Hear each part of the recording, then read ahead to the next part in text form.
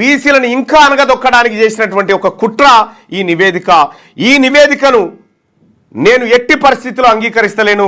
ఇది బీసీల భవిష్యత్తును సమాధి చేయడం కోసం తయారు చేసిన నివేదికగా భావిస్తూ ఈ నివేదికను నేను చెప్పిన ఉచ్చబోసి తగలబెట్టండి అని చెప్పిన ఉచ్చబోస్తే తగలబడదు కాబట్టి ఈ నివేదికను తగలబెట్టి పారేస్తా ఉన్నాం.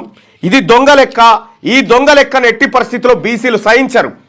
ఇలా ఓటర్ల జనాభా ఓటర్ లిస్టుకు ఇక్కడ ఉన్నటువంటి ప్రస్తుతం పిల్లలు చదువుతున్న దానికి ఎంత చూసినా 4,20,00,000 ఉండాల్సినటువంటి జనాభా లెక్కల్లో 40 లక్షల మంది బీసీలను కనుమరుగు చేసి ఇలా బీసీల జీవితాలతోటి బీసీల భవిష్యత్తు ఆటలాడుకుంటూ బీసీలను అవమానపరిచినటువంటి ఈ ప్రభుత్వం చర్య ఏదైతే ఉందో దీన్ని తీవ్రంగా ఖండిస్తా ఉన్నా.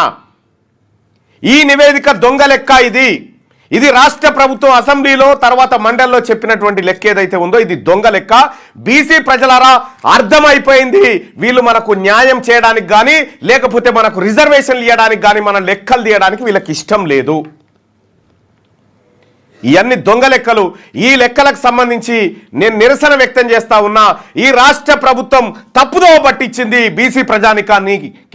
160% మంది ఉన్నటువంటి బీసీలను కేవలం 46% మంది మాత్రమే హిందూ బీసీలు అని చూపించి బీసీల లెక్కను తొక్కిపెట్టి 8% ఉన్నటువంటి వాళ్ళని 15%గా ఉన్నట్టుగా ఓసీల లెక్క చూపించినందుకు నిరసనగా ఈ రాష్ట్ర ప్రభుత్వం చేపట్టినటువంటి దుర్మార్గమైనటువంటి దొంగ సర్వేకు నిరసనగా ఈ పేపర్లను తగలబెడతా ఉన్నా.